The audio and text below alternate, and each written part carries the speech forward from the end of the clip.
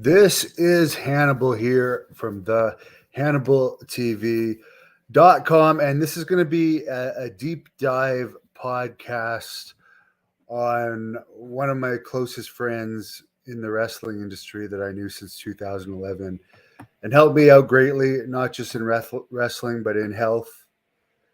He obviously passed away on Wednesday night after many months in the hospital. To start this off, I'd just like to say Steve Austin paid tribute to him on TMZ.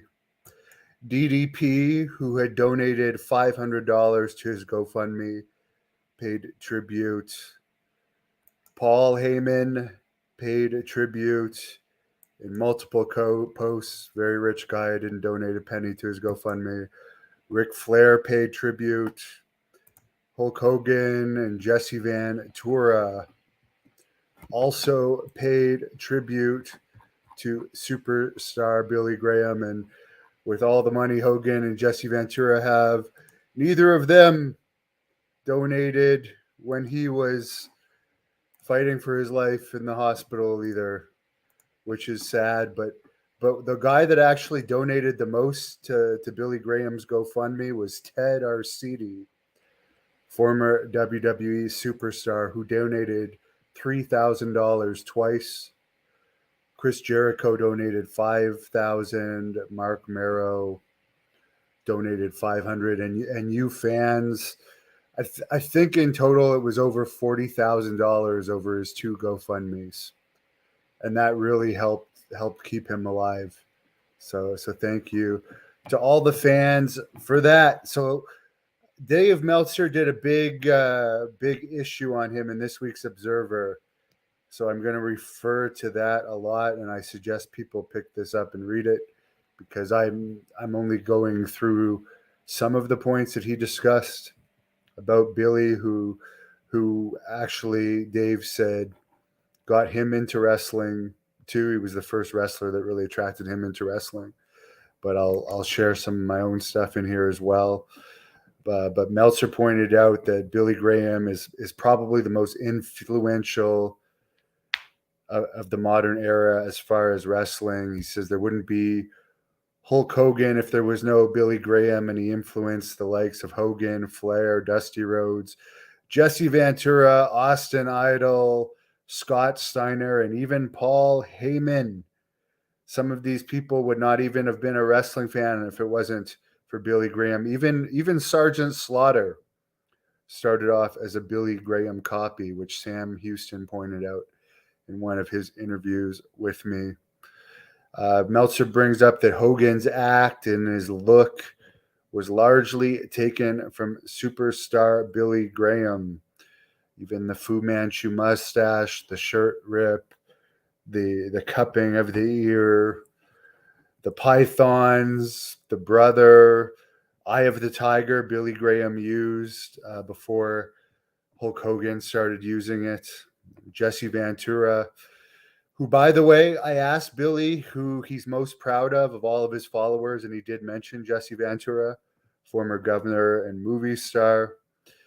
Jesse was always on good terms with Billy and always admitted that it was Billy that got him into wrestling, which he talks about in his Ain't Got Time to Bleed book extensively. They even reunited at one point after he was governor of Minnesota. But since I knew Billy in 2011, they hadn't seen each other. Hulk Hogan saw Billy the one time in 2013, which is on the Hannibal TV, their final meeting, which, by the way, was not a surprise. I arranged that. I talked to his security before. They talked to Hogan about it, and they let Billy come and see him. It was a very brief talk, and to my knowledge, they had no communication after that. Ric Flair, although I'm going to guess Billy or Valerie had his number, to my knowledge, hadn't seen Billy since the Hall of Fame days. Billy Graham's first wife, Bunny, gave Ric Flair his first dye job, and Ric Flair used to pick Billy up from the airport, be basically his gopher when Billy would be in Minneapolis and Ric Flair was just getting into the business. Meltzer brings up in his article on Billy that Flair copied a lot from Billy Graham's promo, as well as the hair, the bleach blonde hair. And Dusty Rhodes took Billy Graham's heel style interview and fancy wardrobes. By the way, Billy Graham was also first. He was the first wrestler to ever use a boa in Madison Square Garden before Hogan started doing that.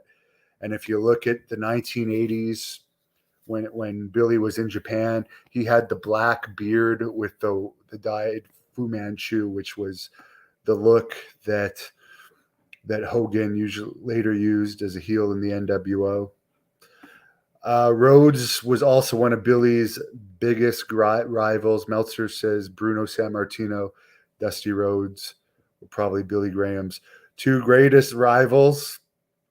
He definitely had a love-hate relationship with Vince McMahon Jr.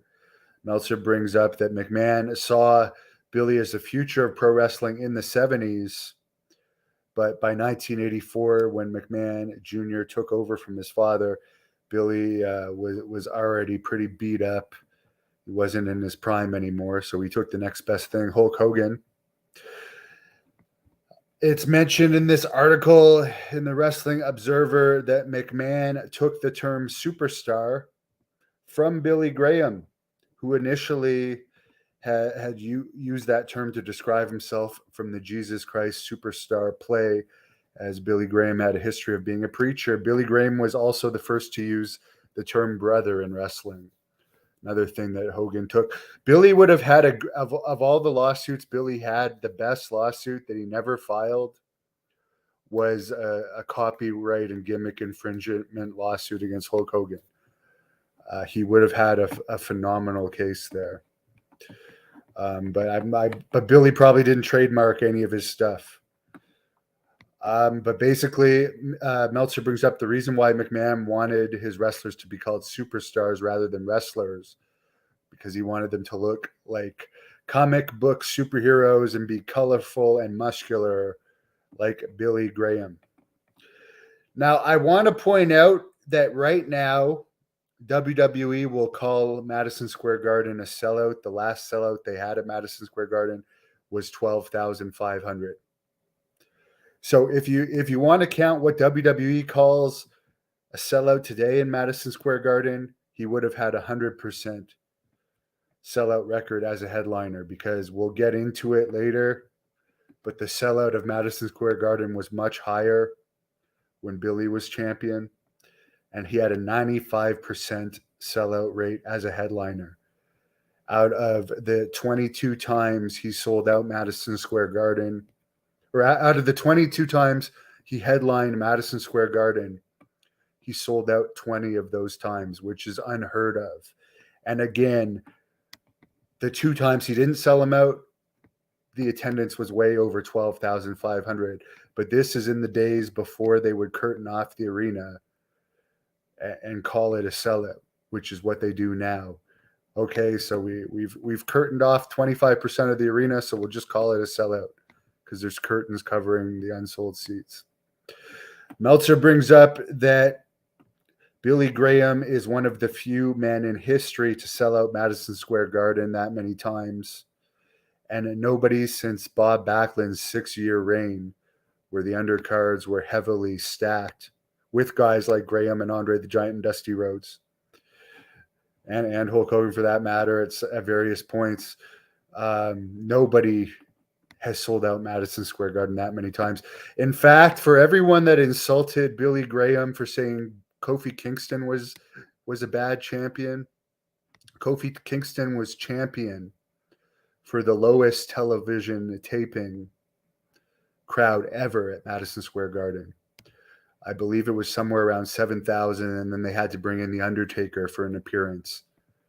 And it was literally the lowest ever. So for the people saying that giving Billy Graham heat when he was saying Kofi Kingston was a bad champion, well, Kofi Kingston had the lowest attendance ever for a Madison Square Garden TV taping. So Bruno Sammartino sold it out more times, but didn't have as a high percentage rate, which Graham would concede. Also, in those days, people wouldn't buy tickets in advance as much, and Billy Graham had more advanced sellouts than anyone, not just in Madison Square Garden, but all over. Meltzer brings up that more celebrities would come out to see Billy Graham, whereas Bruno, a lot of Italians came and Italian celebrities would come. Meltzer brings up that Deborah Harry, Andy Warhol, Andy Kaufman could all regularly be seen when Billy Graham was the biggest drawing card. In 77 and 78 and in 76, he was only behind Sammartino and Antonio Inoki. So for a period of time, he was a massive draw, and that even extended into other years. Meltzer brings up that when he fought Harley Race during a thunderstorm in Miami at the Orange Bowl in a title versus title match, 12,000 people still came in a thunderstorm to the outdoor arena. Of course, his real name was Eldridge Wayne Coleman. There was numerous times where he died in his life. And Meltzer brings up that he went into a massive depression after he had to lose the belt to Backlund, and that Howard Finkel said that he never heard crowds louder than for Bruno and superstar matches in the Garden. Just 2 days before Billy had to drop the title to Backlund, they had a record ticket sale in Philadelphia that was only outdone by WWE in the modern era for very large events. But 2 days before he dropped the belt, they had 19,500 tickets sold way in advance. And at this time, the news would rarely report on wrestling, but they had to do news reports saying, do not come to the Spectrum. It's sold out. However, there were still traffic jams, and over 6,000 people were turned away despite actually advertising, do not come to the Spectrum. It's sold out. 6,000 people above the 19,500 still tried to get in. And Meltzer brings up there's no telling how many people they would have drawn if that event had taken place in a stadium. The night before he dropped the belt, Graham sold out against Ivan Putski in the Pittsburgh Civic Arena, over 16,000 fans. So you can imagine why Billy Graham would be depressed. I mean, this guy was on a roll, extremely hot, but because Vince McMahon Sr. was set on making Backlund champion, he switched the titles despite Billy Graham's popularity. Meltzer brings up that Billy Graham popularized the steroid body in wrestling. However, there were bodybuilders and wrestlers that used steroids in wrestling before Billy Graham. However, his popularity certainly increased the level of people taking steroids. Meltzer brings up that his rematches chasing Bob Backlund for the title were huge draws, and he would face Bruno Sammartino and Dusty Rhodes on the undercard of Backlund headline shows to help get the draw up for Backlund as champion. Him and the Sheik were the top two champions or top two heel wrestlers of the 70s as draws without question.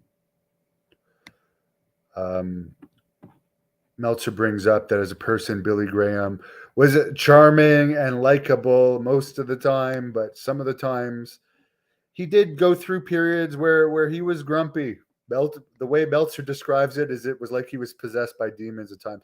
I've experienced his mood swings, but I can tell you this overall, and this is why I've stuck by him throughout the years, is like, yeah, maybe 5% of the time he can snap on you. he can get really mad sometimes. He is in a lot of pain, especially in the last decade plus of his life. He was in a hell of a lot of pain. So I understand why he got mad. And Meltzer even brings up he was living destitute for most of the past 30 years. Since the 90s, like this guy had so many health issues with his body. He was not working. He was basically doing autograph conventions here and there. And his wife Valerie, I think she works at a department store, but like, and for some of the time they weren't living together. But I can tell you, um, I think I saw him 4 or 5 times total, and most of those times I saw him for multiple days at a time. At one point, he was living in like an extended stay hotel, and this was a really really rundown hotel. I'm telling you that. There's one interview I did at this extended stay hotel, the Billy Graham face-to-face interview. I mean, Meltzer mentions that in the 70s, in his best year, he may have made about 200,000 a year, may have made about 90,000 a year in the AWA. But basically, since the 90s, he was making little to nothing, and he wasn't as active in the 80s. And in those days, if you didn't work, you didn't get paid. So he was definitely living very poor, but he wasn't a big money guy. He really wasn't a big money guy. As I mentioned, the last time I talked to him was in December. Dark Side of the Ring was doing the Abdullah the Butcher Dark Side of the Ring, and they interviewed me for it, and they wanted to interview Billy.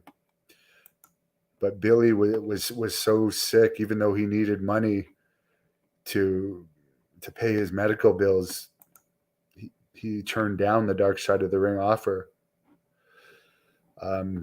He had been hospitalized since like the end of December, beginning of January. He lost more than 80 pounds. He had infections of his ear, skull, sinus cavity. He did have skin cancer and diabetes. He lost part of his foot a few years ago due to diabetes.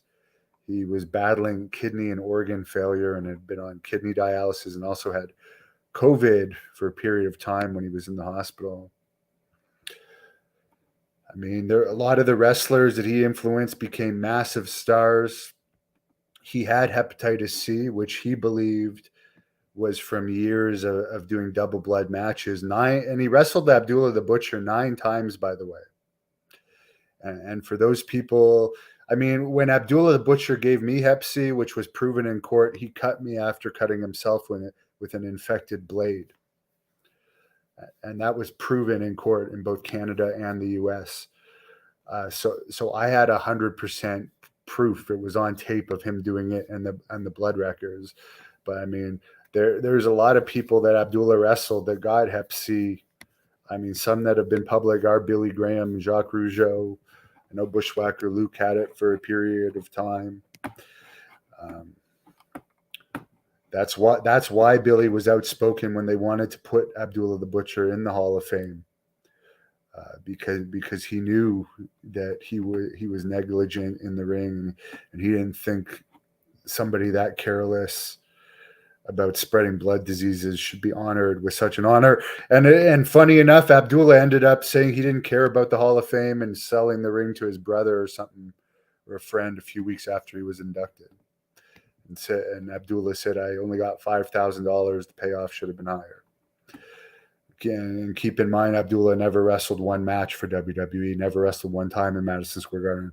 So that's why Billy had an issue with it. Meltzer brings up, and Billy, I've done numerous interviews with Billy Graham on this channel. The playlist is in the description. But Meltzer brings up that Gorilla Monsoon at one time, long before the internet, did a column in the Philadelphia Journal saying that Billy died on November 4th, 1981. And many people believe that. And then when he later came back as a karate master, people thought it was a different Billy Graham. There's another lawsuit that he would have had better luck filing. Someone falsely reporting his death. Apparently, he returned to WWE in August 1982. So he returned to WWE less than a year later. doing that karate master gimmick, which he did because he was depressed. And since they didn't want to run with his Billy Graham character, he didn't want to no longer do the superstar character at that time. Came back as the karate master. Now, I know a lot of people like to assume that Billy Graham did hard drugs and drank and stuff. To my knowledge, he was not a big drinker. I've never heard him ever talking about drinking. I do know that he took speed, which a lot of wrestlers took up until the 80s. I've even heard Ricky Steamboat say he took speed. Wrestlers would take speed before matches. He took uppers and downers, Billy, and he was in tremendous pain. So various times he was addicted to pain medication. But he, to my knowledge, and for a while I talked to him nearly every day. He never once brought up doing like cocaine or anything like that to me. I never heard any stories of him being drunk. Also, he was never a cheater. He was with his wife Valerie from the time she was 19. He was quite. I think I forget exactly how old, but he was at least a decade older than her. But he never ever told me. And wrestlers will brag about cheating, especially wrestlers from that era. I mean, look at Ric Flair. He never shuts up about, like, he's been married 5 times and he claims to have fucked 10,000 women, had sex with 10,000 women. Like he brags about being a cheater. That's a common thing in wrestling. I've never heard any stories about Billy Graham cheating on his wife. He was always legitimately religious. He may not have acted as a good Christian at all times, but he was very religious, and he was going to church very close up until the end, until his pain got really bad. But I'll tell you guys one story. Like when the last time I saw him in 2019, I think there's some Mexican restaurant he liked to go to, and he refused to like let me help him walk or anything. But like from the car to the door of the Mexican restaurant, he had to stop, and it took like 2 or 3 minutes for him to catch his breath. Then he walked to the front entrance of the restaurant where the hostess was, and he had to catch his breath again, even though there was no line. So like, this guy was a fighter. He wouldn't give up until the end. And he was in a lot of pain and was having serious heart problems. As I said, he got out of breath extremely fast. Meltzer brings up that Billy was a high school track athlete who at one point was training as an Olympic decathlete. He competed in boxing and bodybuilding. His Madison Square Garden debut was actually boxing as a heavyweight boxer as Wayne Coleman. Madison Square Garden, where he got $150 payoff. He was Mr. Teenage America in 1961. He won Best Arms at the 1975 Mr. America contest while he was in WWE. He tried out for the Calgary Stampeders in the CFL, ended up getting traded for the Montreal Alouettes, where he played in numerous games, and then was eventually trying out for the Oakland Raiders, I guess. And during a training camp in 1968, he tore his Achilles tendon. He was training with Arnold Schwarzenegger in LA. I remember him saying and there's lots of pictures of Billy Graham and Arnold.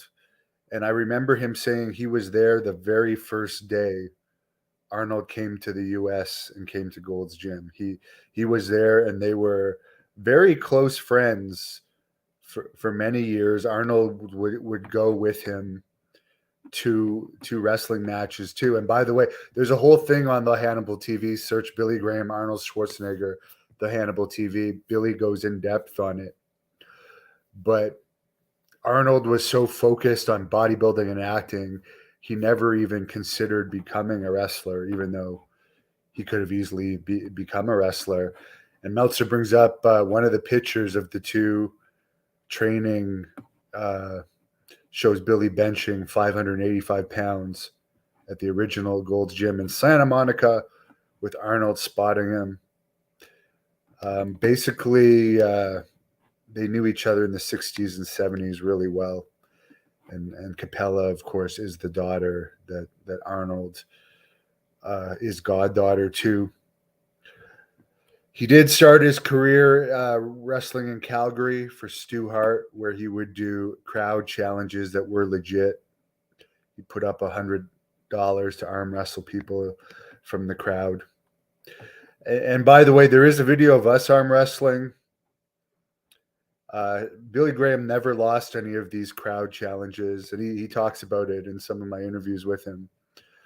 The arm wrestling deal we did was a work, but people legitimately thought it was real in the restaurant, and the police were called over that incident. And I remember Billy was loving it.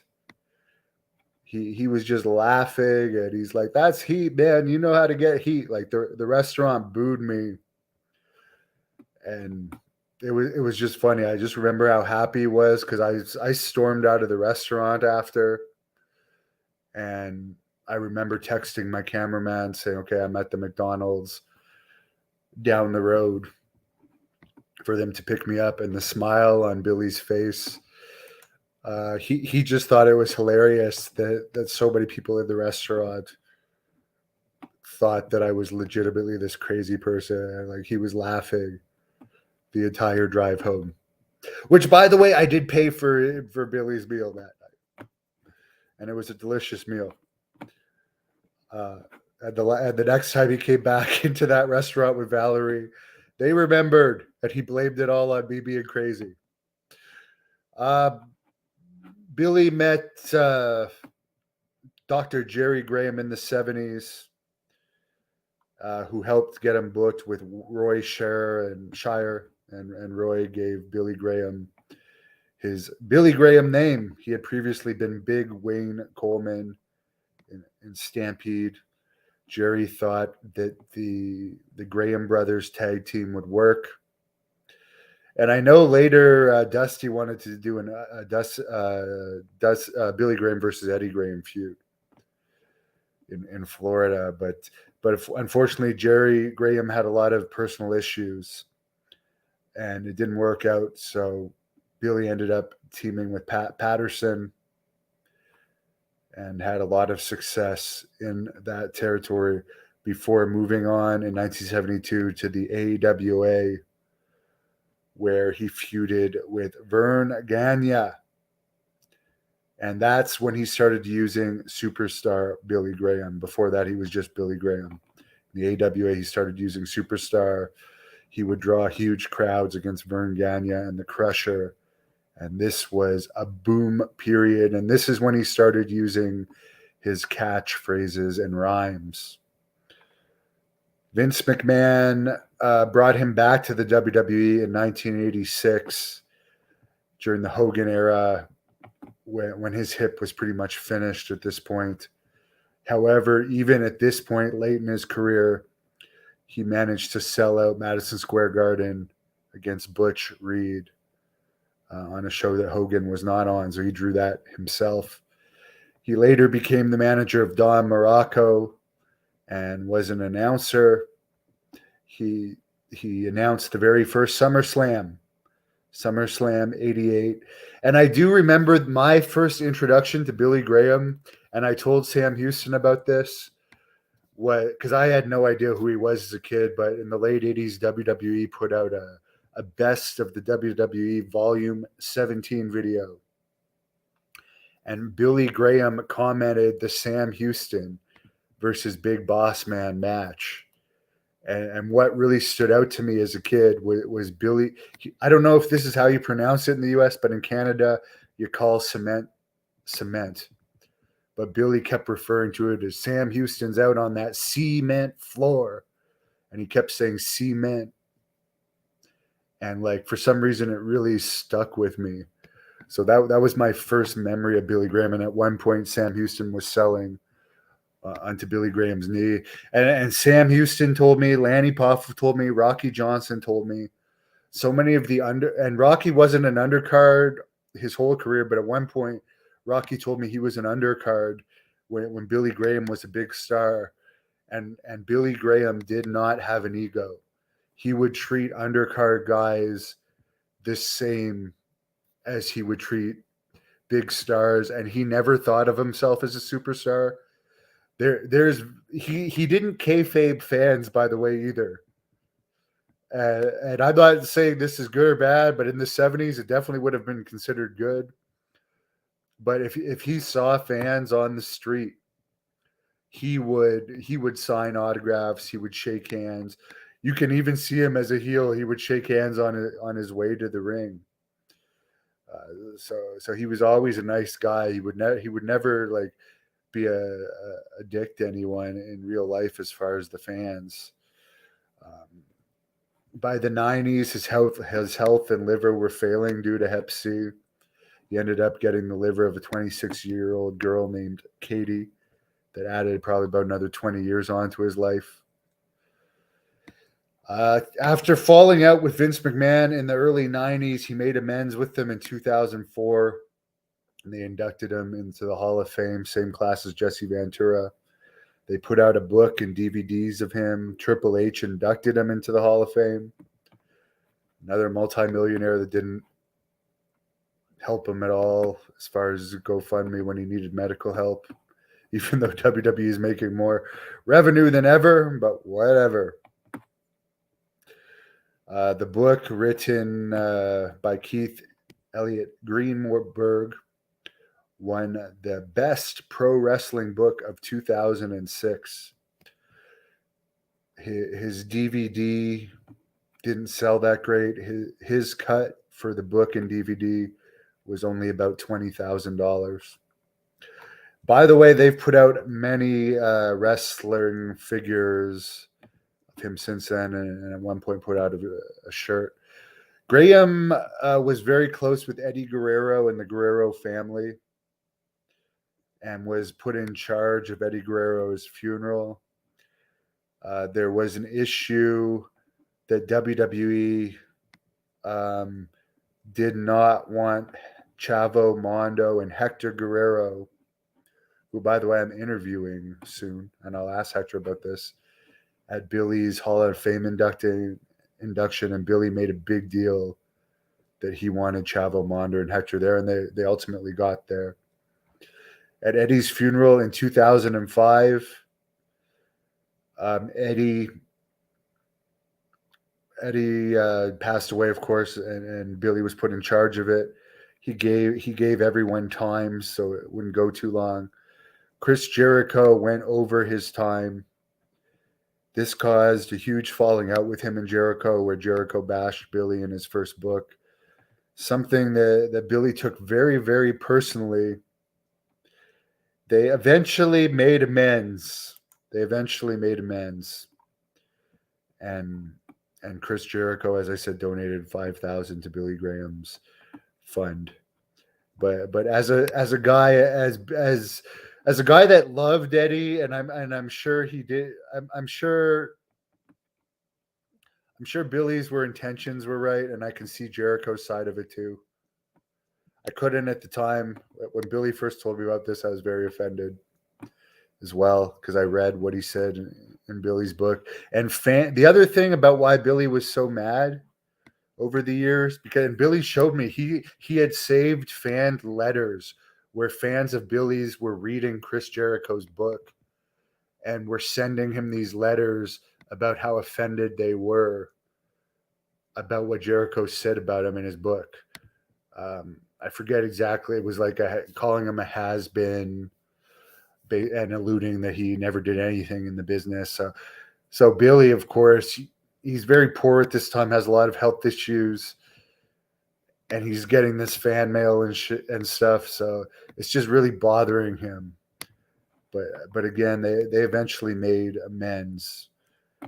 And another guy that Chris took a shot at in that book was Jacques Rougeau, who I think they've also made amends with too.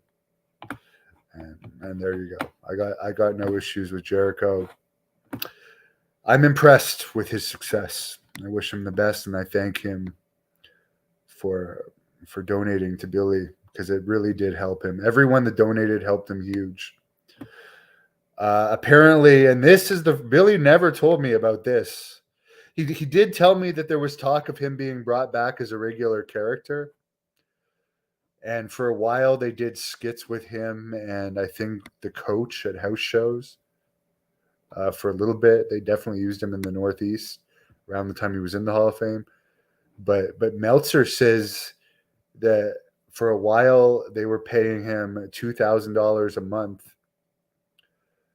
to do various jobs for them at WWE, and they wanted him to manage Dave Bautista. And I know he was a big fan of Bautista. I haven't actually checked to see if Bautista said anything about him, but I've seen pictures of Billy and Bautista, and I knew from what I know Batista's talked positively about Billy before, but I know Billy really liked Bautista, so I find it interesting that at one point they were thinking of having Billy manage Bautista, which I would assume never happened due to all of Billy's health issues, but I'm sure that would have been cool. And Meltzer brings up he was eventually let go of that position.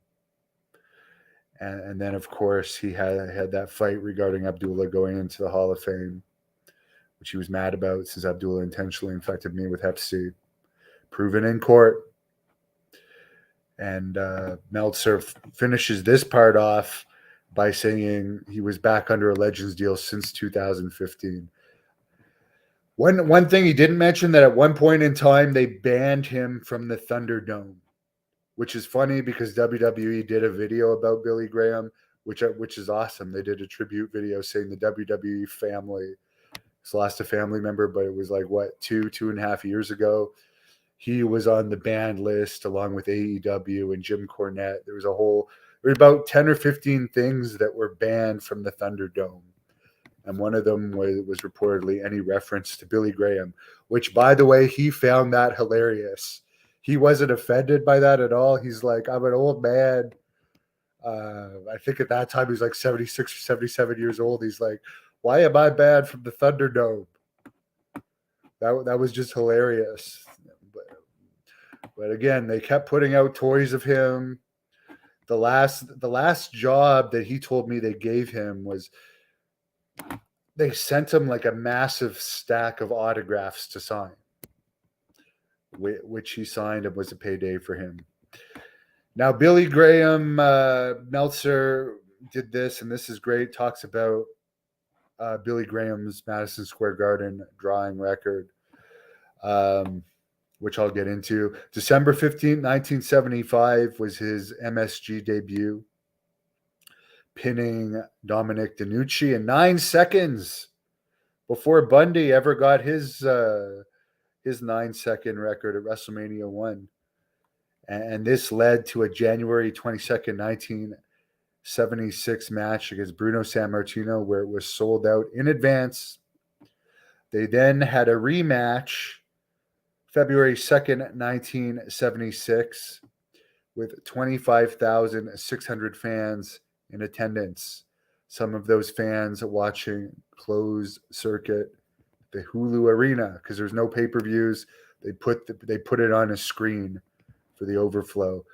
Then March 29, 1976, the following month, sold out Sammartino and Tony Parisi against Graham and Ivan Koloff before 21,000 fans. Now again, they will call it a sellout now at 12,500. In 76, a sellout was 21,000. May 16th, Graham versus Gorilla Monsoon before 17,189 fans. So this was one of his 2 non-sellout main events.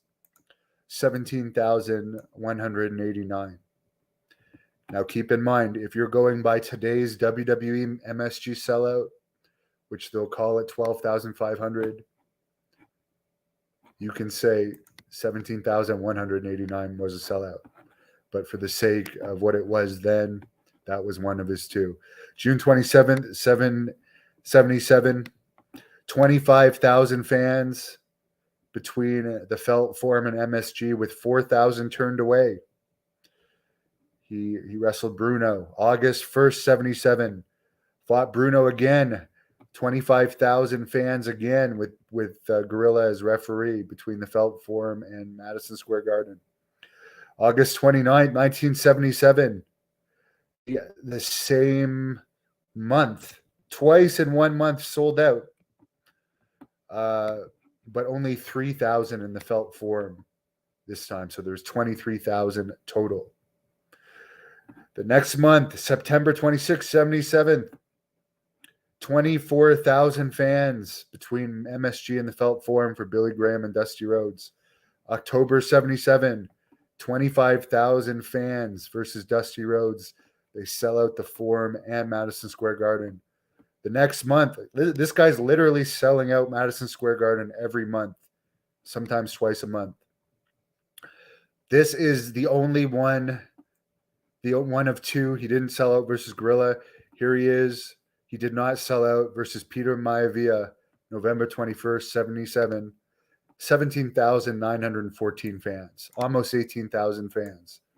So again, far above the 12,500 that WWE will call an MSG sellout today, and still 10,000 more plus than Kofi Kingston drew for the SmackDown taping when he was champion.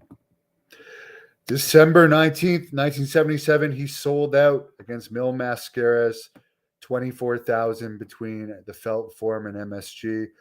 January, the following month, rematch against Mascaras, another sellout. February, Backlund winning Graham for the title was sold out in both the Forum and the Garden.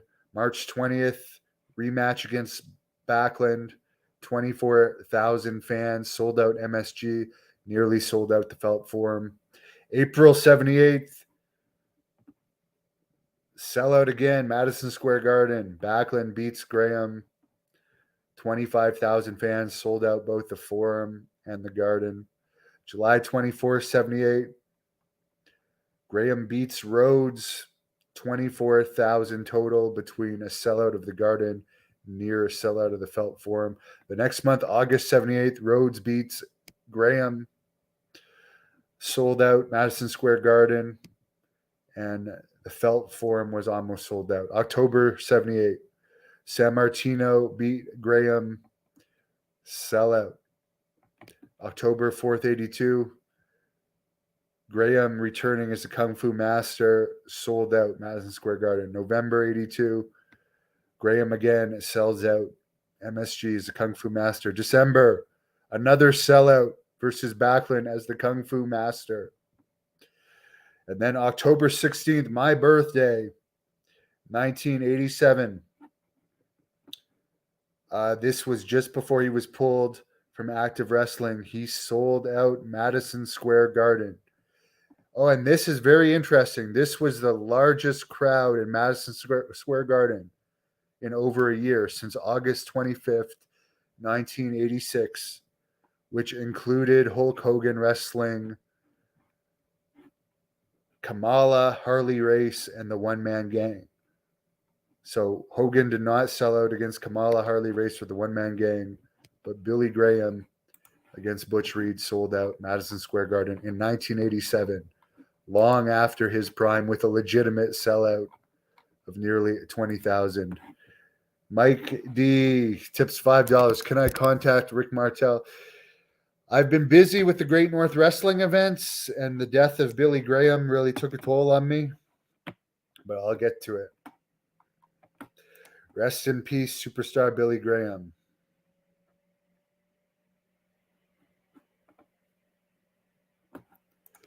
Tom, R.I.P. Billy Graham. Desmond. The other thing I'll bring up, and yes, it is a big asset miss, Meltzer does bring up in his report on Billy that Billy had offered, after Dusty Rhodes died, to be a promo coach for NXT.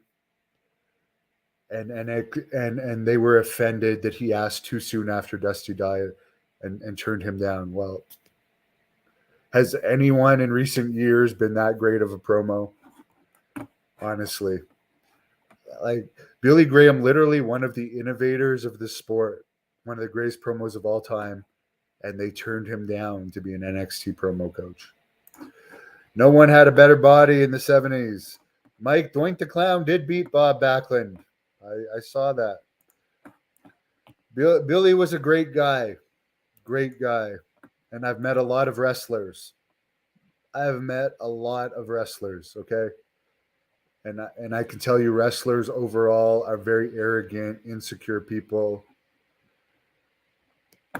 Billy was he had his grumpy moments, but he was not arrogant at all, and had a very good heart.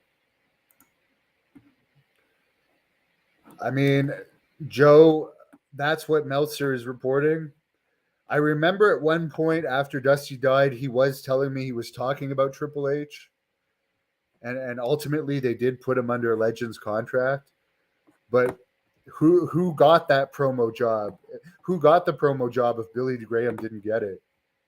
Honestly, if you would the shitty writers that they've had over the years, and I'm not hating on them, I'm just speaking the facts. Some of these people that they hire as writers and coaches that have had zero success as wrestlers, and I don't even know how they get their jobs as producers and coaches, considering they weren't successful themselves. To turn down Billy is just stupid, in my opinion.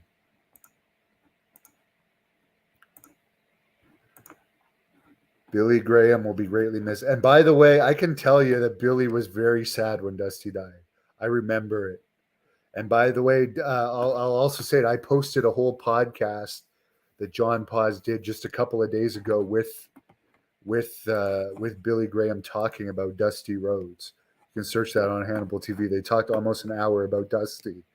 Like at one point in time, they were very, very close friends.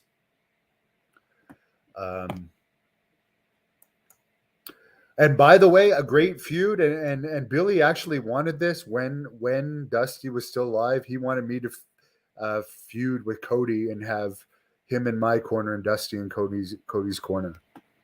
And he actually tried to get me in WWE at one point, and Gerald Briscoe even got me the NXT tryout, which they canceled, despite Billy Graham's recommendation. So again,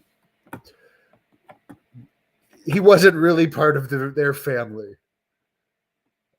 And yeah, it would have been interesting to see him be Dave Bautista's manager. By the way, he did say publicly if I had ever wrestled for WWE, he would have walked me out in Madison Square Garden. But again, one thing that really bothers me is like they never gave him one last Madison Square Garden tribute night. He was under Legends contract for since 2015, and they couldn't just dedicate one night to Billy Graham and have like a Madison Square Garden Billy Graham tribute night. That would have meant so much to him. And it would have drawn. They would have come out to see Billy one last time. I helped him at the WrestleMania in 2013 at WrestleCon. I was there all 3 days with him. And he had massive lines. Someone doesn't even remember Bob, but remember Superstar. I think Bob, although he had some good matches with Slaughter and Valentine, and I guess with Patera, I never really saw the Patera ones. I found Backlund, although I have great respect for him, I liked him best as Mr. Backlund. I never thought he was any good. I don't know what the Legends contract pay. I think they only pay, basically they make toys and stuff. So like basically from what I understand from Billy, let's say they make a new toy of him. He gets like $10,000 and then they get to sell a toy, but it basically allows them to come out with merchandise of the people that are under contract. Or for instance, if there's an autograph session, they could send them to do an autograph session. To my knowledge, they never used Billy for any autograph sessions. They did make toys of him, and they made a T-shirt of him that he hated, and they didn't ask at all for his opinion of it. But I mean, at least you got some paydays out of it.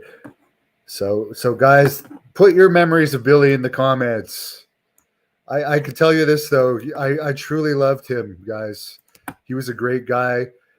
I'll tell you the nicest wrestlers I ever met, and it's a short list. And like Billy Graham's on there, and Hillbilly Jim would be on there, and I know Hillbilly and Graham are very close. I mean, those are two really good guys. I mean, those are the first coming to mind. I'm sure there's others, but those are two of the guys that didn't care about money, and were legitimately nice, and like I could tell like we're really genuinely good human beings. I'm sure there's others, and if I'm forgetting some, I mean, I'm not saying the others were horrible. I'm just saying that Billy Graham and Hillbilly Jim really stand out to me as two really nice guys. Stephan Bonner's more of an MMA fighter than a wrestler, but Stephan Bonner was also really nice, and we did lose him last December. I mean, he was a great guy as far as being not greedy and nice and not arrogant at all. So thanks for joining me on this. Put your memories in the description, and God bless you, Superstar, and God bless you, Valerie. And it was a pleasure and an honor knowing you. Thank you for watching the Hannibal TV. Please like this video if you enjoyed it, and click the subscribe button to not miss any of our latest shoot interviews, match videos, or news updates. Follow us on Twitter